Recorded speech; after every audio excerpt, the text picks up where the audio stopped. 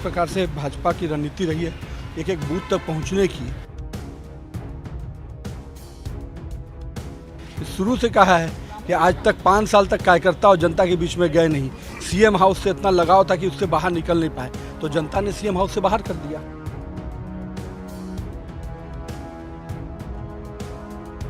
तो यही हम लोग कहते हैं ना, ऐसा कोई सगा नहीं जिसको भूपेश ने ठगा नहीं। 5 साल तक लोग सीएम हाउस से निकले नहीं, इतना प्यार था सीएम हाउस से, न कार्यकर्ता से मिले न जनता से मिले, तो अब तो झेलना पड़ेगा। नांदगांव गए हैं, कार्यकर्ता पूछ रहे हैं 5 साल से कहाँ थे। मुख्यमंत्री जी जो उस समय के थे उनके पास कोई जवाब नहीं है, क्योंकि वो तो लगे हुए थे उस समय दूसरे खेल में। तो अब जो जनता के साथ जब जाएंगे, मैंने तो पहले भी कहा था कि न वो कार्यकर्ता के पास जाने के लायक बचे हैं न जनता के पास जाने के लायक बचे हैं। पिछले बार जब मैं आया तो मैंने यही सवाल का जवाब दिया था, और आज आप देखिए कि नांदगांव में कार्यकर्ताओं ने क्या सवाल उठाया है। तो मेरे को तो लगता है कि आज पूरी तरह से भूपेश और उनके तथाकथित कांग्रेस के जो लोग हैं आज खुद के कटघरे में खड़े हैं। उनके कोषाध्यक्ष पे बहुत गंभीर आरोप लगा है कि 5 करोड़ रुपए उन्होंने बिना अध्यक्ष। अरे भाई, हम लोग कहते थे कि ऐसा कोई सगा नहीं जिसको भूपेश ने ठगा नहीं। अब आप समझ सकते हैं कि इस लाइन को अगर हम कहते थे तो कैसे वो चरितार्थ हुआ। जिस पार्टी ने उनको अध्यक्ष बनाया, मुख्यमंत्री बनाया, उस पार्टी के कोष को भी उन्होंने हाथ साफ कर दिया। तो अब तो जो कोषाध्यक्ष हैं और जो उनके संबंध हैं वो तो सार्वजनिक है। तो आज प्रदेश अध्यक्ष को कंप्लेन हुआ है, अब प्रदेश अध्यक्ष निर्णय अगर लेंगे तो प्रदेश अध्यक्ष की कुर्सी जाएगी, और नहीं निर्णय लेंगे तो जो कार्यकर्ताओं ने सवाल उठाया है कि आज कांग्रेस के खजाने पे भी हाथ साफ कर लिया भूपेश और उनके तथाकथित लोगों ने।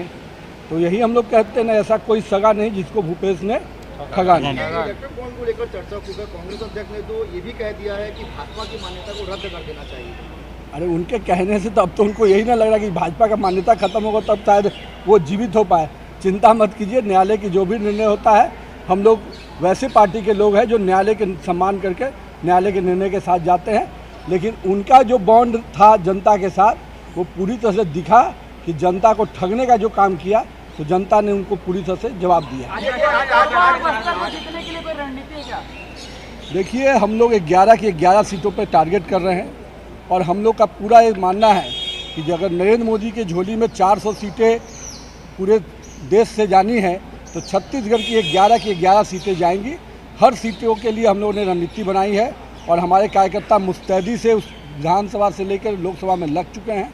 और मुझे उम्मीद है कि इस बार छत्तीसगढ़ में ऐतिहासिक विजय नरेंद्र मोदी की और विष्णुदेव साय की होगी। एक आखिरी सवाल है, नक्सल मामले में लगातार आप सफलता मिल रही है। आज गढ़चिरौली में 4 नक्सली मारे गए, दंतेवाड़ा में भी 1 नक्सली मारा गया।